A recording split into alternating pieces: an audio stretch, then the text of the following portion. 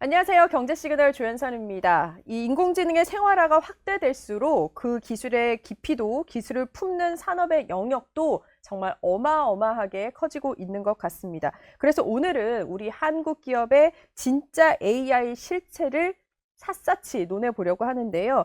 그 중에서도 얼마 전에 방한했던 젠슨왕 CEO와 이 최태원 SK그룹 회장 이 두 거물의 협약이 우리의 세상에 어떤 영향을 줄지 알아보려고 합니다. 오랜만에 김광석 교수 모셨습니다. 안녕하세요. 안녕하세요. 방송에서 진짜 오랜만에 봬요. 그렇죠? 그러니까 오랜만에 뵙습니다. 네. 네. 자, 얼마 전에 젠슨왕 그 CEO 방한한 거 보셨죠? 그럼요. 어떠셨어요? 저도 여러 기업들의 그 공급망 미팅 같은 걸 많이 갑니다. 네. 우리 굴지의 기업들이 다 그걸 합니다. 그 공급망 미팅이 소위 해당 기업의 가장 중요하게 생각하는 사장님이 직접 챙기는 어떤 행사예요. 그런 저 강연을 많이 가니까. 근데 그 공급망 미팅 하러 온 거예요. 잘 생각해 보시면. 그러니까 젠슨왕 CEO는 뭐 하러 왔냐? 소위 GPU 팔러 왔다. 네. 근데 GPU를 팔려면 제대로 팔아야죠.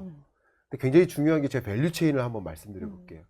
이 AI 서비스를 우리는 이용하잖아요. 네. 이 영상을 보고 계시다면 AI 서비스를 이미 이용하고 계신 거예요. 그렇겠죠. 그렇죠? 네. 그럼 AI 서비스를 이용하지만 AI 서비스 앞단에는 AI 모델이 있어요. 그 AI 모델 앞단에는 AI 인프라가 있어요. 네. 이걸 AI 풀스택이라고 하죠. 근데 이 AI 인프라 말고 또 어떤 인프라들이 있느냐? 당연히 통신 인프라가 있어야 돼요. 네. 그리고 밑단에 전력 인프라가 있어야 돼요. 이게 3대 인프라고, 그리고 모델과 AI 서비스에 이르기까지 이게 하나의 AI 밸류 체인인데, 네. 자, 여기서 더 확대해 볼 수 있겠습니다. AI 서비스를 넘어서 서비스가 아닌 AI 프로덕트, 그게 피지컬 AI예요. 네. 자, 그러면 한번 잘 생각해 보세요. 우리나라는요, SK그룹의 GPU를 우선 공급하기로 했잖아요. 네. 그러면 SK에너지는 전력, 음. SK텔레콤은 통신, 네. 전력 인프라, 통신 인프라. 그리고 AI 인프라 구성도 SK텔레콤은 하나의 PM 역할을 하죠. 데이터 센터. 네. 데이터 센터에 들어가는 HBM, DRAM 핵심. GPU만 수급받으면 다 되는 거예요. 그리고 이어서 AI 모델이 있죠. 네. 그리고 AI 서비스 제공하죠. 그러니까 이게 피지컬 AI 서비스를 완성하기 위한 어쩌면 일개 기업이, 하나의 기업이 전체 밸류 체인을 완전히 독자적으로 가지고 있는 네. 그런 유형입니다, 우리나라가. 그리고 젠슨왕 CEO가 또 같이 만났던 기업들을 보면 삼성전자 보세요. 삼성전자는 모바일 폰 만들죠, ICT 기기 만들죠, 그리고 가전제품 네. 만들죠. LG전자도 만났죠, 이번에 두 번째. 네. 가전제품 만들죠, ICT 만들죠. 이게 다 AI 서비스가 맞물리면 피지컬 AI예요. 네. 현대차 만났죠, 두산 만났죠. 그럼 현대차도 자동차 만들죠, 로봇 만들죠. 네. 두산 로보틱스도 로봇 만들죠. 그렇죠. 그러니까 이게 피지컬 AI 밸류 체인이에요. 마지막으로 네이버도 마찬가지 중요하죠. AI 플랫폼, 네. 디지털 트윈 플랫폼. 네. 이게 있어야만 AI, 피지컬 AI 서비스를 제공할 수 있어요. 그러니까 지금 말씀드렸던 것처럼 이 AI 밸류 체인의 전체를 네. 그 국가가 온전히 갖고 있는, 완성적으로 갖고 있는 그런 경우는요, 한국밖에 없습니다. 그럼 이번 방안으로 사실 그 둘의 발표 같은 걸 보면은 네, 어떤 실체 그리고 큰 의미를 보여진 것 같거든요. 그럼요. 예를 들면 첫 번째 저는 가장 연구자로서 주목하는 것은 AI 기술센터. AI 기술센터는 쉽게 말하면 AI R&D 센터를 우리나라한테 만들겠다는 건데, 사실 지금 이 기술 패권 전쟁의 과정에서 기술을 다지는 네. 연구를 같이 하겠다. 그리고 기술 인력을 확보하겠다. 이 기술 패권 전쟁은 사실은 인재 패권 전쟁이에요. 네.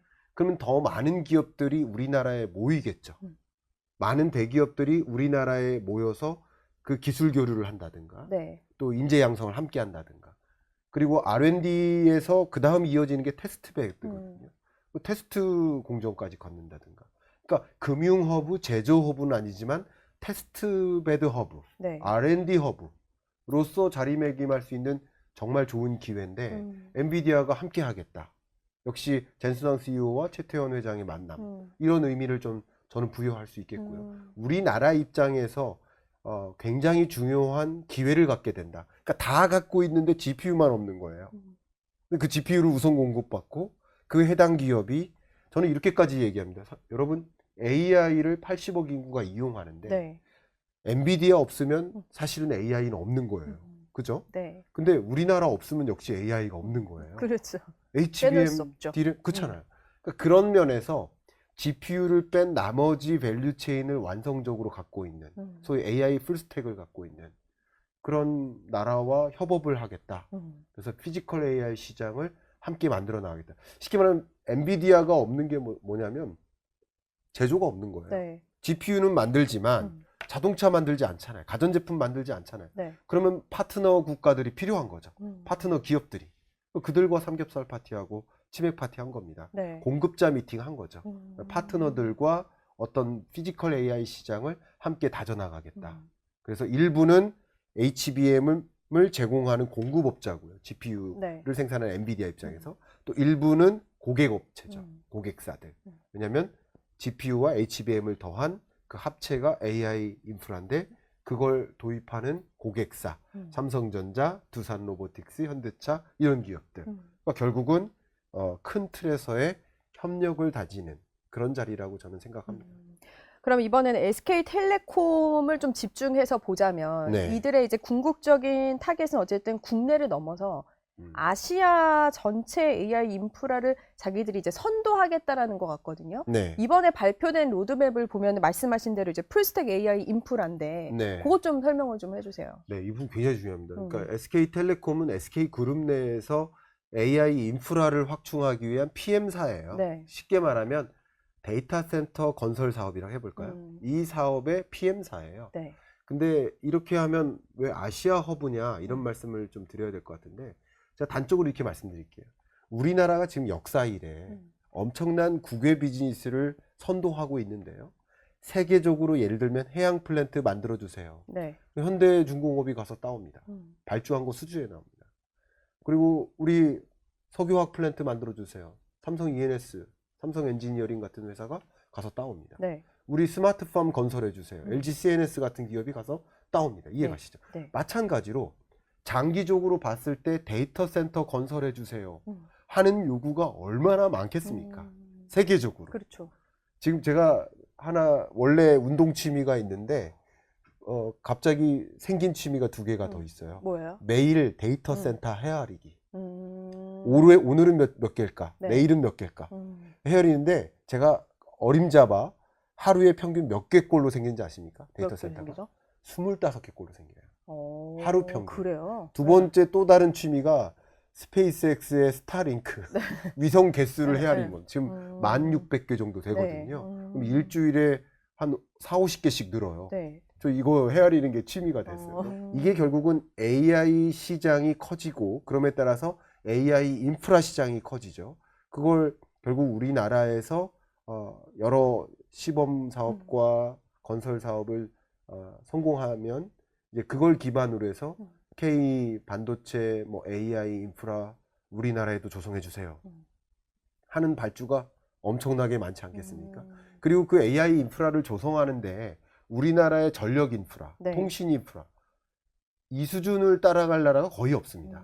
네. 그러니까 이제 앞서서는 선진국들, 강대국들을 중심으로 데이터 센터가 확대 보급됐는데 이제 2027년, 8년 정도면 신흥국들을 중심으로 데이터 센터가 많이 보강될 겁니다. 당연히 그 수요를 우리가 가져가야겠죠. 네. 그게 우리 미래 비즈니스 아닐까요? 그런 관점에서 SK텔레콤은 잘 생각해 보시면 계열사들과 함께 SK에너지, SK텔레콤 통신인프라, 네.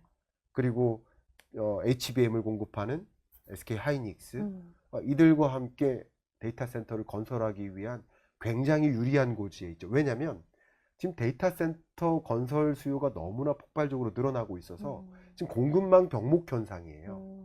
공급망 병목 현상임을 확인시켜주는 지표가 네. 바로 가격입니다. 그러니까 D램 가격, HBM 가격이 치솟는 것이 너무나 그 수요는 촉발되는데 아까 말씀드렸던 것처럼 AI 서비스는 너무나 강하게 요구되고 네. AI 서비스 경쟁 치열하게 이루어지고 있고 AI 모델 경쟁 치열하게 이루어지고 있는데 저만큼 달려가고 싶은 거예요. 플랫폼 기업들이. 네. 근데 뭐가 뒤따르지 못하고 있는 거야? 데이터 센터가. 그러니까 여기에 공급망 병목 현상이 있는데 우리나라 이 SK텔레콤이 갖고 있는 이 PM사가 갖고 있는 AI 인프라 조성 사업은 사실 이런 병목 현상에 해당되는 D램, HBM을 우선 확보할 수 있는 그런 관점에서 경쟁력이 정말 지대하다라고 볼 수 있겠죠. SKT가 그 발표한 것들 중에 보면은 네.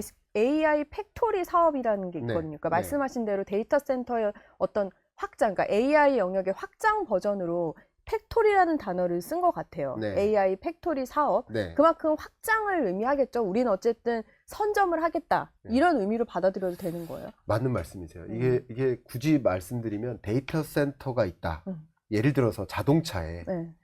GPU를 넣어요. HBM을 넣어요. 네. 그럼 굉장히 온디바이스 자동차가 되겠죠. 네. AI 자동차가 네. 되겠죠. 근데 예를 들어서 3천만 원짜리 자동차가 3억 원이 돼요. 그게 괜찮겠습니까? 경제성이 없는 거예요. 그러니까 어떻게 하냐는 거냐면 데이터 센터를 구축하고 네. 이 자동차와 데이터 센터가 교신하는 거예요. 그러니까 통신 인프라 필요하고 네. 전력 소모가 많으니까 전력 인프라 필요하고 데이터 센터가 AI 인프라인 거예요. 근데 이렇게 이용하겠다는 것인데 이용하는 과정에서 여러 저변에 걸쳐서 AI 데이터 센터가 활용되는 것인데 그게 제조업에 활용되면 맥스, 그러니까 Manufacturing AI Transformation. 네. 그리고 서비스업에 활용되면 SaaS, Service AI Transformation, SAX 이렇게 표현합니다. 그러니까 이 AI 팩토리 사업 같은 경우는 여러 제조업의 경우에도 데이터 센터와 교신하면서 소위 AI 기반의 네. 제조업 환경을 만들겠다라는 방향성인 거고요. 그런 과정에서 동시에 필요한 게 뭘까요? AI 클라우드. 그렇죠. 네, 당연한 거죠. 이제 이 저장 공간이 이 디스크나 뭐 USB가 아니에요. 그쵸. 클라우드 공간인 거예요. 그 클라우드 공간에 여러 데이터를 넣고 주고받는 거예요. 여러 환경이. 네. 한번 상상해보세요. 자율주행차가 운행을 해요. 얼마나 많은 데이터를 주고받아야 돼요. 예를 들어서 통신 인프라를 통해서 뭐 신호등과 정보를 교신해야 돼요. 네. 옆에 이동하는 다른 차와 교신해야 돼요. 통행하는 여러 통행자들과 교신해야 돼요.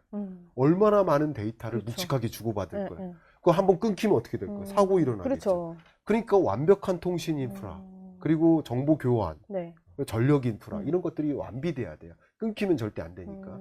이런 여러 가지 관점에서 AI 팩토리, AI 클라우드 이런 저변에 걸친 사업도 같이 포함하고 있다고 볼 수 있겠죠.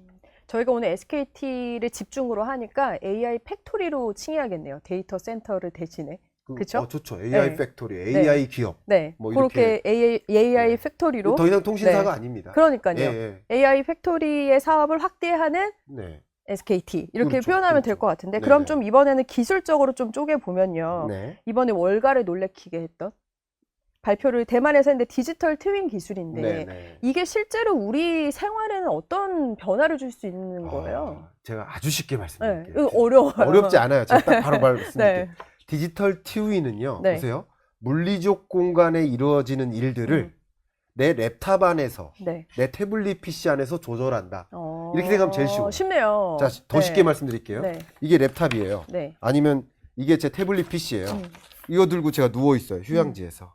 그래서 내 농장을 관리해요. 네. 물을 주고 빛을 조절하고 온도를 조절해요. 네. 이게 소위 디지털 트윈입니다. 그러니까 물리적 공간에 있는 실체와 네. 이 랩탑 안에 있는 이 디지털 플랫폼 안에 있는 이것이 네. 피지컬과 디지털이 같이 연동되는 거예요. 예를 들어서 스마트 팜도 그거고요. 네. 스마트 팩토리도 공장 안에서 매니지하는 게 아니라 공장 밖에서 공장을 조절하죠. 역시 마찬가지로 빌딩 매니지먼트도 마찬가지예요. 네. 거대 빌딩이 있죠. 그 거대 빌딩을 예를 들어서 113층까지 올라가서 불 끄고 조절하는 게 아니라 여기서 조절하는 거죠. 이게 디지털 트윈입니다. 네. 똑같이 디지털로 구현하는 거. 피지컬리 있는 무언가를 디지털 공간에 똑같이 만드는 거. 근데 정확히 보시면 자율주행차도 운행되는 자율주행 피지컬리 무언가가 있겠죠. 네. 근데 디지털 공간에서 그게 제어되고 통제되고 관리되는 거예요. 네. 그게 바로 디지털 트윈 기술이고요. 지금 피지컬 AI 시장에서는 디지털 트윈 기술은 절대적으로 필요한 것이다. 이렇게 말씀드리겠습니다. 그러면 보니까 엔비디아 기술을 좀 통합을 해가지고 세계 최초로 에이전틱 디지털 트윈 모델링을 개발한 게 SKT잖아요. 그렇죠. 그렇죠. 예. 그러면 이게 실제 팹이랑 네. 분자 단위까지 어떻게 활용을 하는 거던데 그거 좀 설명 좀 해주세요. 그러니까요. 그렇게 네. 공학적으로 쪼개져서 제가 말씀드리는 데는 네. 한계가 있어요. 그렇지만 원래부터 이 피지컬 AI 시장에 엔비디아가 관심이 많았기 때문에 네. 디지털 트윈 플랫폼을 그동안 오랫동안 구축해 왔어요. 음. 그리고 그 플랫폼 영역을 함께할 파트너가 음. SK텔레콤이나 네이버인 거예요. 예. 음. 기술적으로 구현해내는 거. 음. 그런 관점에서 디지털 트윈 기술은 피지컬 AI의 핵심 인프라다. 네. 이렇게 볼 수 있겠고요. 그 영역을 엔비디아와 함께 해나가겠다라는 것이니까 이것은 정말 피지컬 AI를 놓고 벌이는 정말 각축전이라고 볼 수 있는 이 세상, 이 기술 경쟁 속에서 네. 엔비디아와의 파트너십은 굉장히 강한 피지컬 AI 시장을 점령하는 것이다.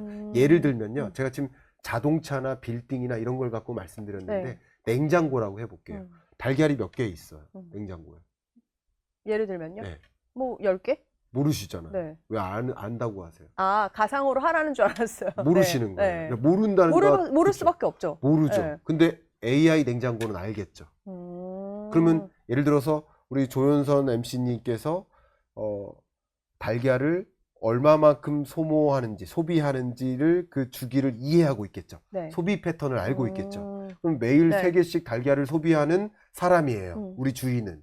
근데 그 주인이 소비 패턴을 고려했을 때 지금 달걀이 2개 남았는데 오늘 저녁에 우리 조연선 MC가 퇴근하고 집에 돌아오기 네. 전에 달걀을 주문하고 결제하고 배송을 완료해 놓는다. 스스로 주문. 이게 피지컬 AI예요. 네. 그럼 그 피지컬 AI 시장에는 디지털 트윈 기술 플랫폼이 절대적으로 필요한 겁니다. 그러니까 이 피지컬리 물리적 공간에 있는 무언가를 통제하고 제어하고 관리하는 데 있어서 디지털 공간에서 모든 걸 해결하니까 이게 디지털 트윈 기술이다라고 볼 수 있겠죠. 이번 젠슨항과 최태원 회장이 만나면서 나온 핵심은 네. 2가지로 꼽히는 것 같아요. 네. 앞서 말씀 주신 AI 팩토리 그리고 임차 이슈로 이제 좀 붐이 일었던 AI 클라우드 사업인 네. 것 같은데 이게 사실 아시아 쪽에서는 좀 미미했거든요. 네네. 공간이 없었기 때문에. 그렇죠. 그런 면에 있어서는 SKT가 이게 진짜 확장이 되고 현실화가 된다면 약간 이 분야를 싹쓸이할 수 있는 사업이 될 수 있는 거 아니에요? 어마어마한 비즈니스입니다. 이것은 여러분들이 더 한 단계 공부하고 주목하셔야 될 분야라고 제가 강조를 좀 하고 싶은데요. 네. 제가 얼마 전에 한 칼럼에다가 뭐라고 썼냐면 이제 국가 경쟁력은 연산력에 달려있다. 네. 연산력 시대다. 네. 이게 연산력이라 하면 딱 와닿진 않죠. 근데 영어로 바꾸면 와닿으실 겁니다. 네. 컴퓨팅 파워. 그러니까 한때 그 국가 경쟁력은 뭐 이동력에 따라 달려있다, 화력에 따라 달려있었다 그런 때가 있었지만 네. 지금은 연산력에 따라 컴퓨팅 파워. 근데 그 연산력을 갖춰 나가기 위해 절대적으로 필요한 것이 AI 연산 인프라를 임차할 네. 그 물리적 공간 그 자체인 거예요. 그러니까 그런 것을 확보하기 위해서 세계적으로 오픈 AI, 구글, 마이크로소프트 이 거대 빅테크 공룡들이 엄청나게 경쟁하고 있거든요. 그렇죠. 그러니까 그런 것을 우선적으로 확보하게 되는 계기가 된다라는 것이고 정말 말 그대로 기가와트급 그 인프라를 아시아 전역에 걸쳐서 네. 단계적으로 확장해 나갈 만한 그런 어떤 교두보가 된다라고 평가할 수 있겠습니다. 그 데이터 센터, 그러니까 네. AI 팩토리로 저희가 칭하기로 했는데 보면은 기사들을 보면은 미국은 말씀대로 하루에도 몇 개씩 나오는데 네, 전력이 모자라서 맞아요. 만들어 놓고도 못 쓰고 만들기 전부터도 못 쓰는 경우가 많다라는 기사들도 많이 올라오고 있는데 맞습니다. 우리는 사실 좀 그런 부분에 있어서는 유리한 위치인 것 같기도 하고 네, 울산 같은 어떤 비수도권의 대규모 건설로 인해서 또 확보가 되는 부분도 있어서 네. 상대적으로 우리한테 만들었을 때 유리한 게 더 많은 것 같거든요. 맞는 말씀이세요. 일단 미국은요, 지금 전력난이 너무 심각해져서요. 네. 그러니까 병목 현상이 이동하는 거예요. 네. 그러니까 작년까지는 병목 현상이 GPU였고요.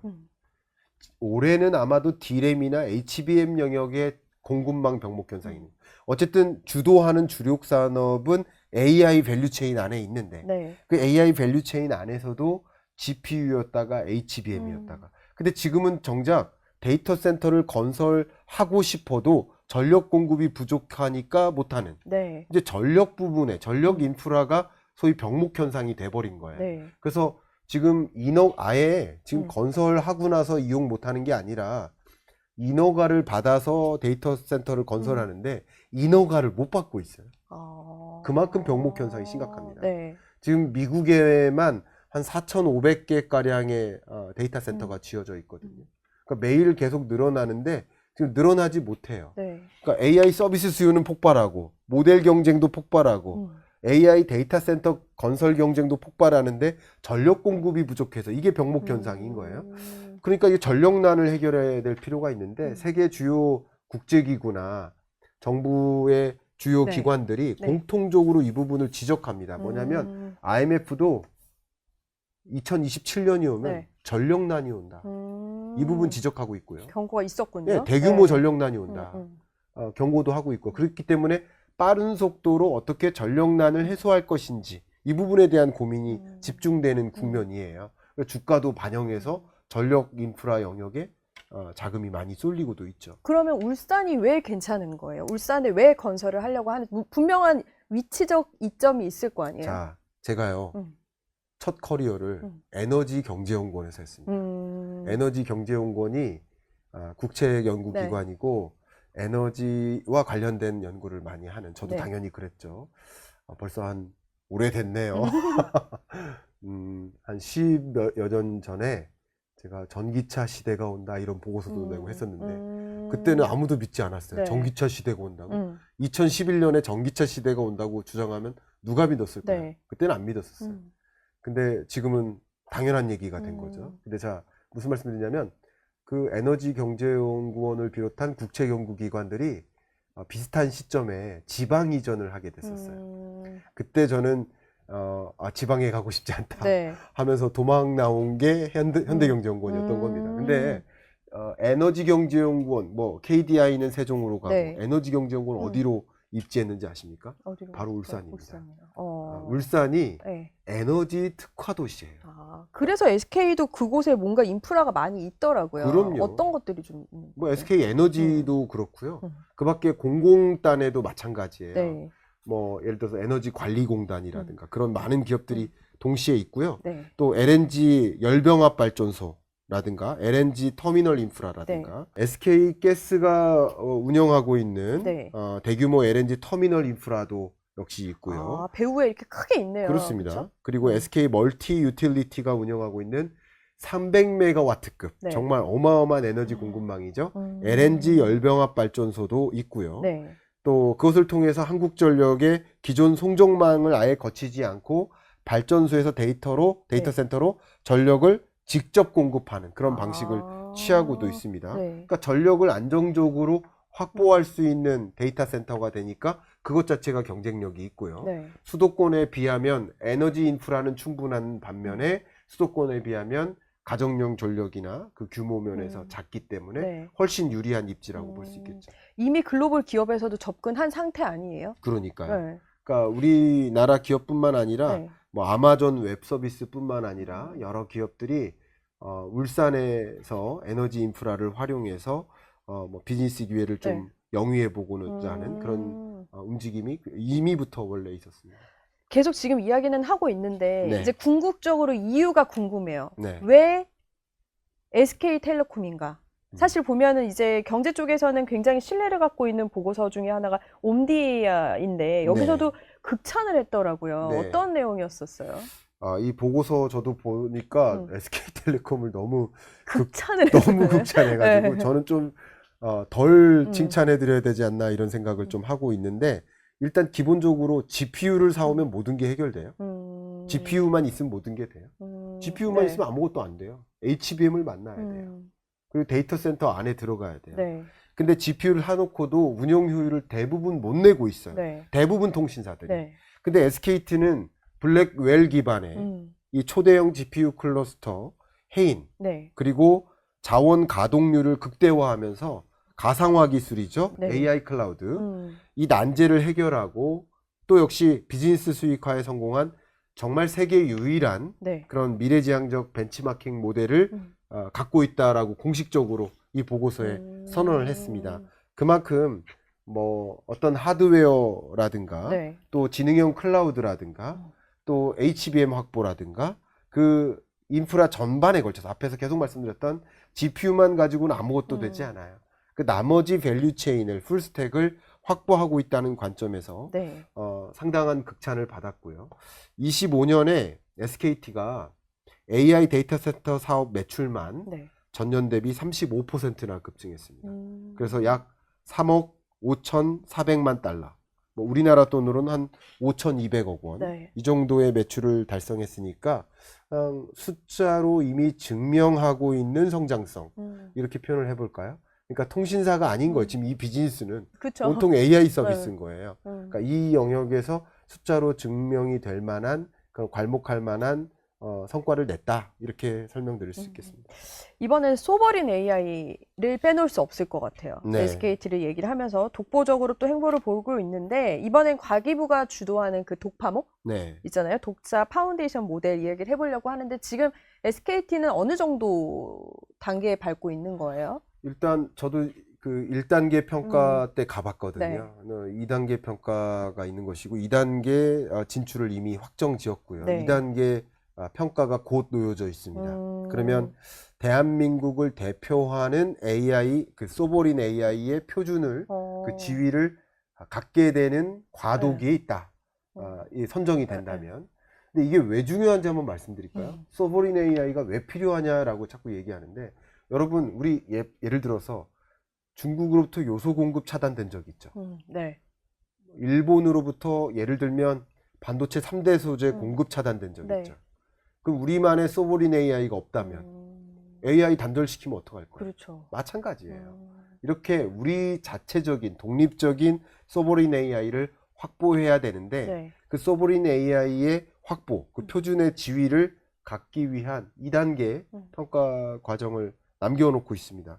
그래서 글로벌 시장의 어떤 판도를 바꿀 만한 어쩌면 메가토급 그런 대형 호재 뭐 이렇게 좀 평가해 보고 싶고요. 네. 챗 GPT가 거의 지금 뭐 제미나이와 함께 뭐 독보적인 AI 서비스 경쟁력을 갖춰 나가고 있는데 그에 대한 어떤 강력한 대항마로서 자리할 수 있지 않을까 하는 의견을 드려보고요. 이미 그렇게 자리하고 있는 엔트로픽과 네. 자본이나 기술 그러니까. 협력 이런 것들을 다 추진해 오고 있기 때문에 뭐 기대할 만한 바가 많이 있다고 볼 수 있겠습니다. 이게 보면 협업이 단순한 협업이 아니라 이제 뭔가 그 의미나 실체가 뚜렷해지고 있는데 엔트로픽 말씀 주셨는데 네. 실제로 지분까지 가지고 있잖아요. 주주라는 것은 상당한 의미가 있겠죠. 음. 그냥 기술 협력은 우리 1년 동안 이런 식으로 기술 교류합시다. 그렇죠. 우리 1년 동안 인재 교류합시다. 이런 일종의 파트너십 약속하에 MOU나 계약하에 이루어지는 것인데 MOU는 법적 구속력이 없고요. 네. 계약이 있다면 그 계약 기간이 끝나면 기술 협력은 마무리되는 것이라고 볼 수 있겠는데 네. 지금 지분 관계는 영원한 거죠. 이미 SKT가 23년에 1억 달러 초기 투자를 했었고 네. 또 이어서 기자 간담회를 통해서 엔트로픽에 추가 자본 투자를 집행했다고 공식적으로 밝힌 바가 있으니까 네. 최소 1억 달러 이상의 투자를 단행한 겁니다. 그리고 엔트로픽의 어떤 거대한 두뇌 소프트웨어 네. 그리고 SKT의 물리적 인프라 이게 만나는 거죠. 그렇죠. 그런 과정에서 SKT가 인프라를 구축하고 또 역시 AI 모델을 구축하고 AI 서비스를 전달하는 이런 풀스택 서비스를 제공하는 SK텔레콤으로서는 엔트로픽과 추가적인 기술 우선 협력이라든가 또 엔트로픽의 어떤 서비스를 SK텔레콤에 실른다든가 네. 하는 비즈니스적 기술 교류적 협력 가능성이 훨씬 높다고 볼 수 있겠죠. 보면 교수님 네. 이게 해외 통신사와도 협업을 많이 하는 것 같더라고요. 네. 보니까 글로벌 AI 생태계를 이제 확장한다 이런 소식들도 나오고 있는데 유럽이랑 차세대 보안 기술도 개발했고요. 네. 이런 내용들이 많은데 한번 좀 짚어주세요. 일단은 실질적 성과를 낸 게 유럽 연합이 주도하고 있는 네. 약 170조 원 규모의 전 세계 최대 연구개발 기금 프로그램입니다. 호라이즌 유럽. 네. 이 공식 과제 중에 SKT의 차세대 양자암호 기술 개발이 채택됐습니다. 네. 굉장히 중요한 거고요. 이 부분을 기본적으로 설명드리면 이렇습니다. 우리 과거에는 자물쇠 잘 잠그자, 물리적 보안의 시대였어요. 네. 이제 디지털 경제 아닙니까? 그러면 디지털리 보안 체계를 강화해야 돼요. 그러니까 그 디지털리 보안 체계를 강화하자.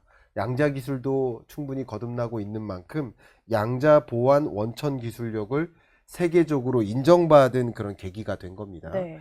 이렇게 되면 여기서 머무는 게 아니라 정말 글로벌리 많은 이 통신사들로부터 양자 보안 기술을 접목하는 협업도 이루어지는 것이고요. 그러니까 통신 서비스만 제공하는 게 아니라 보안 서비스도 같이 제공하는 거예요. 이렇게 기회가 많아지고요. 더군다나 SK 인프라에 대한 효율적 투자, 네. 나아가서 그 풀스택이라고 하는 AI 모델 서비스에 이르는 전반에 걸쳐서 네. 그 노하우를 공유해달라는 세계 각국의 통신사들의 요구가 있어요. 그러니까 이런 관점에서 기술 협력 기회도 많이 있고요. 네. 비즈니스 기회도 굉장히 많은 겁니다. 이런 부분들이 소위 양자 보안 원천 기술력을 기초로 해서 네. 이 사이버 보안을 강조하는 이 시대에 더 많은 어떤 비즈니스 기회, 기술 협력의 기회를 갖게 되는 계기로 마련되지 않을까 판단해 봅니다. 계속 듣다 보면 SKT가 이제는 AI 멀티플이라고 표현해도 될 것 같은데 이렇게 네. 이제 재평가되는 대전환의 시기라고 생각이 들거든요. 네. 그런 면에서 이제 6G 시대를 앞두고 이번에는 좀 AI 기술까지 접목이 돼서 좀 다르게 구현이 될 거란 생각도 들어요. 네, 주식 투자자분들은 이 부분에 좀 주목을 하셔야 될 텐데요. SKT를 평가하실 때 뭐 실시간으로 밸류에이션이 일어나겠지만 저성장 통신주다 뭐 이렇게 네. 평가를 하시는 분들도 계실 수 있어요. 음. 근데 이제 통신 기업이 아닙니다. 네. AI 기업입니다. 다른 잣대로 평가를 하셔야 된다라는 말씀을 좀 드리고 싶고요. 이미 6G 네트워크 인프라의 본질이 네. 여러분 기지국이라든가 또 통신망 자체에 AI 알고리즘을 빌트인하는 소위 AI RAN 무선 접속망 기술입니다. 그러니까 이 부분에 있어서 SK텔레콤이 정말 차원이 다른 경쟁력을 확보하고 있기 때문에 이런 영역에서 이제 통신 기업이다라고 평가하기보다 AI 기업이다라고 평가해 보면 아마 여러분들도 실시간으로 다른 밸류에이션을 적용하는 것이 맞지 않을까 하는 네. 판단을 해볼 수 있겠습니다. 그러면 AI 이렇게 글로벌 패권 전쟁 속에서 네, 가장 늘 발목을 잡는 건 이제 규제들이잖아요. 그렇죠. 이제 국가 차원에서 좀 도와줘야 하는 지원 부분, 네. 규제를 풀어야 하는 규제, 어떤 것들이 좀 있을까요? 일단 제가 앞에 말씀드렸었던 것처럼 아마 그 젠순왕 CEO와 최태원 회장님이 가장 염원하는 것이 규제 완화일 겁니다. 근데 왜 이런 말씀을 드리느냐? AI 기술센터를 공동으로 건설하기로 했어요. 그럼 기술센터에서 머무르는 게 아니라 그 기술 개발과 뭐 상용화되기 전 단계의 그런 어떤 상품을 시범 운용하는 테스트베드화해야 된다. 네. 그래서 금융 허브, 뭐 제조 허브가 아니라 테스트베드 허브, R&D 허브가 돼야 된다. 이랬을 때 정말 많은 기업들이 한국에서 R&D하고 한국에서 시범 운용까지 해봐야 됩니다. 네. 근데 시범 운용하는데 자율주행차 규제, 뭐 드론 규제, 네. 각종 핀테크 규제에 막힌다면 안 되겠죠. 그래서 우리나라가 지금 잘 구축하고 있는 규제 샌드박스 제도라든가 네. 규제 프리존 제도라든가 이런 규제 자유 특구 제도라든가 이런 것들을 총망라해서 네. 말 그대로 규제로부터 완전히 자유로운 그 AI 기술센터 인근의 지역을 선정하고 네. 거기서 마음껏 무엇이든 놀아보고 즐겨보고 시범해보고 뭐 실패도 많이 해보고 하는 그런 장을 만들 필요가 있겠다. 그런 관점에서 규제 완화는 절대적으로 염원하는 바고요. 그게 없다면 추가적인 해외 직접 투자가 유입될 리가 없습니다. 이 부분 좀 강조하겠고요. 두 번째는 국내 기업들에게 특히 유망한 기업들에게 추가적인 R&D 예산 지원이랄까. 이게 R&D가 뭐냐면 정부는 과학을 하는 거예요. 네. 기업은 기술을 하는 겁니다. 과학과 기술은 다릅니다. 그러니까 상용화되기 문턱 앞에 있는 것이 기술이고요. 네. 그것과 더 저변에 있는 것이 과학인데 정부가 기초과학 연구 R&D 예산을 더 많이 쏟아부어야 그걸 상당 부분 응용하고 활용하는 그런 영역에서 기업들이 AI 기술을 더 고도화하고 그걸 상용화하는 과정까지 이룰 수 있어요. 그런 관점에서 R&D 방향성을 선정하고 우리나라가 유독 잘하는 영역, AI 밸류체인 전체를 다 잘할 수는 없을지 몰라도 네. 그 중에서 제가 이런 초크 포인트 테크라는 표현을 쓰는데 초크 포인트에 해당되는 그런 기술만큼은 압도적인 기술력과 초격차를 벌일 수 있도록 하는 R&D 지원, 과학적 기술 고도화 뭐 이런 종류의 어떤 정부의 노력들도 맞물려야 되겠다. 그렇게 했을 때 소위 말하는 하이퍼스케일급 데이터 센터를 건설할 수 있고 그걸 기반으로 AI 팩토리 비즈니스를 네. 할 수 있어요. 그렇기 때문에 우리는 정부가 네. 함께 마중물 역할을 해줘야 될 부분들도 상당히 많이 있겠다고 의견을 드리고 싶습니다. 마지막으로 투자자 입장에서 볼 건데요. 젠슨왕이 왔을 때 SKT 주가가 확 올라가지고 붐이 일었었잖아요. 네. 그런 거 보면 이제 가치 변화가 일어나고 있다라는 거는 분명한 것 같아요. 네. 그런 부분에서 이 SKT 주가, 그러니까 투자자들한테 좀 팁을 주신다면? 네. 여러분들께 요즘 실적 장세 이런 표현을 많이 들으셨을 그렇죠. 거예요. 그러니까 엔비디아 CEO, 젠슨왕 CEO가 한국을 방문한 건 특정 실적이 발생한 건 아니에요. 앞으로 엄청난 실적을 보여줄지도 몰라 하는 그렇죠. 기대감이 반영된 주가 상승인 거죠. 네. 그러니까 그런 단기적인 호재에 투자하시는 것도 뭐 여러분 투자 매력이 있으시다면 접근하실 수도 있겠지만 중장기적으로 우리가 투자 의사 결정을 한다면 실질적으로 어떤 그림을 그리고 있고 네. 그리고 미래 유망 산업에서 선도적인 역할을 하고 있을지 그런 것들을 기준으로 해서 네. 다시 한번 강조한다면 향후 실적이 뒷받침될 만한 그런 기업의 투자 의사결정을 단행하는 것이 좋지 않을까 하는 생각을 하고 오늘 MC님하고 쭉 이야기를 나눈 것처럼 네. 특히 SK텔레콤이 엔비디아와 AI의 미래를 같이 그림 그리고 있구나 네. 라는 것을 파악해 본다면 왜 엔비디아 CEO는 젠슨왕 CEO는 엔비디아는 왜 SK텔레콤과 최태원 회장과 같이 파트너십을 형성하고 그림을 그리려 하는지 그 본질은 충분히 향후 나타날 실적이 뒷받침되지 않을까 하는 기대를 해보실 수 있을 텐데 그런 관점에서 여러분이 투자 의사결정을 고려하실 수도 있겠다고 생각합니다. 그럼 투자자 입장에서는 비과세 분리배당도 좀 고려 대상이 될 수 있을 것 같아요. 긍정적인 요소로. 그럼요. 그렇죠. 당연히 뭐 이게 비과세 분리배당도 우리 국내 투자자들도 마찬가지지만 세계적으로 봤을 때 국내 주식이 매력적인 포인트가 상대적으로 과세가 약해요. 그러니까 이렇게 괄목할 만한 실적 기반이 네. 되고 국내 투자자들에게 비과세 분리배당이 적용되고 그런 것들은 외국인 투자자들로 하여금 매력적이게 보이겠죠. 네. 그러니까 국내 투자자든 외국인 투자자든 또 향후의 거시경제 환경도 뒷받침된다면 MSCI 선진국 지수에 편입된다든가 그리고 종전으로 이어지고 인플레가 발생하지 않는다든가 이런 여러 가지 거시경제적으로도 뒷받침되는 그 장세가 이어진다면 여러분들은 어디에 투자를 해야 되는가? 바로 실적이 뒷받침될 만한 기업에 투자를 하자. 장기적인 그림을 좀 함께 그리시는데 도움이 됐으면 좋겠습니다. 네, 오늘 AI 사업을 선도하는 SKT에 대해서 집중적으로 얘기하고 네. 또 투자자들에게 또 팁을 줬던 이야기였습니다. 지금까지 한양대 김광석 교수랑 함께했습니다. 고맙습니다. 감사합니다.